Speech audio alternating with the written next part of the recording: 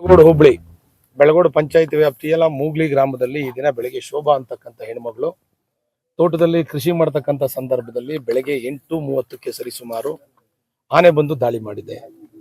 ಅವರ 3 ಜನ ಟೋಟಲ್ ಆಗಿ ಸುಣ್ಣ ಹಾಕ್ತಕ್ಕಂಥ ಕೆಲಸ ಮಾಡ್ತಿದ್ರು. ಈ ಸಂದರ್ಭದಲ್ಲಿ ಬೆಳಗ್ಗೆ 8:30ಕ್ಕೆ ಆನೆ ಓಡಿಸ್ಕೊ ಬಂದು ತಾಯಿ ಮತ್ತೆ ಇನ್ನೊಬ್ರು ಪಕ್ಕದ ಮನೆಯವರು ಓಡೋಗಿದ್ದಾರೆ. ಆದ್ರೆ ಮಗಳು ಪಾಪ ಸುಮಾರು 45 ವರ್ಷ, ಆ ತಾಯಿ ಪಾಪ ಇಲ್ಲಿ ಸಿಗಾಕೊಂಡ್ಬಿಟ್ಟಿದೆ. ಸಿಗಾಕೊಂಡು ಜಡ್ಜಿ ಅದನ್ನ ಸಾವಿಗೀಡಾಗಿರ್ತಕ್ಕಂಥದ್ದು ಕಣ್ಣ ಮುಂದೆ ನೋಡ್ತಾ ಇದೀವಿ. ಸುಮಾರು 82 ಜನ ಸಾವಾಗಿರ್ತಕ್ಕಂಥದ್ದು ನಾವು ಈ ಭಾಗದಲ್ಲಿ ಅರಣ್ಯ ಪ್ರದೇಶದಲ್ಲಿ ಆನೆಗಳಿಂದ ದಾಳಿಯಾಗಿ ತೀರೋಗಿರ್ತಕ್ಕಂಥದ್ದು ನಾವು ನೋಡ್ತಾ ಇದೀವಿ. ನಾನು ಹಿಂದೆನೂ ಕೂಡ ನಿರಂತರವಾಗಿ ಸರ್ಕಾರಕ್ಕೆ ಒತ್ತಾಯ ಮಾಡ್ತಾ ಇದ್ದೀನಿ, ಏನಾದರೂ ಮಾಡಿ ಒಂದು ಪರಿಹಾರವನ್ನ ಸರ್ಕಾರ ಕಂಡುಹಿಡಿಬೇಕು.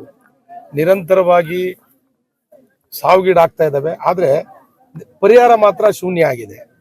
ನಾನು ಸರ್ಕಾರಕ್ಕೆ ಒತ್ತಾಯ ಮಾಡ್ತೀನಿ, ನೀವೇನ್ ಮಾಡ್ತೀರಾ ಅಂತಕ್ಕಂಥದ್ದು ನನಗೆ ಗೊತ್ತಿಲ್ಲ.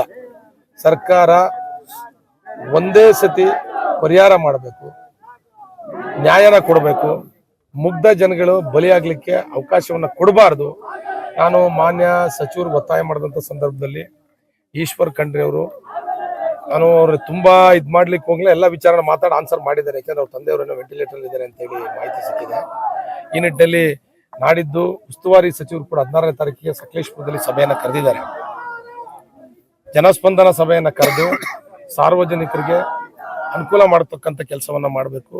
ಮುಂದೆಂದೂ ಕೂಡ ಜನಗಳ ಜೀವಕ್ಕೆ ಅಪಾಯ ಆಗ್ತಕ್ಕಂಥದ್ದು ಆಗಬಾರ್ದು ಅಂತಕ್ಕಂಥ ನಮ್ಮೆಲ್ಲರ ಮನವಿ. ಈ ಬಾರಿನೂ ಕೂಡ ಸರ್ಕಾರಕ್ಕೆ ನಾನು ಪ್ರಶ್ನೆಯನ್ನ ಮಾಡ್ತೀನಿ, ಇನ್ನು ಎಷ್ಟು ಜನ ಸಾವನ್ನ ತಾವು ನೋಡಬೇಕು ಅಂತೇಳಿ ನಿರ್ಧಾರ ಮಾಡಿದ್ರೆ ಅಂತೇಳಿ ಉತ್ತರವನ್ನ ಕೊಡಬೇಕು. ಒಂದು ಜವಾಬ್ದಾರಿಯುತ ಸರ್ಕಾರ ಸಾರ್ವಜನಿಕರ ಜೀವ ಉಳಿಸ್ತಕ್ಕಂಥ ಕೆಲಸವನ್ನ ಮಾಡಬೇಕು. ಎಲ್ಲ ಒಂದು ಕಡೆ ಅದು ಆಗ್ತಾ ಇಲ್ಲ ಅಂತಕ್ಕಂಥದ್ದು ನಮ್ಮ ಎಲ್ಲ ಜನಗಳ ನಿಜವಾಗ್ಲೂ ಕೂಡ ಬೇಸರ.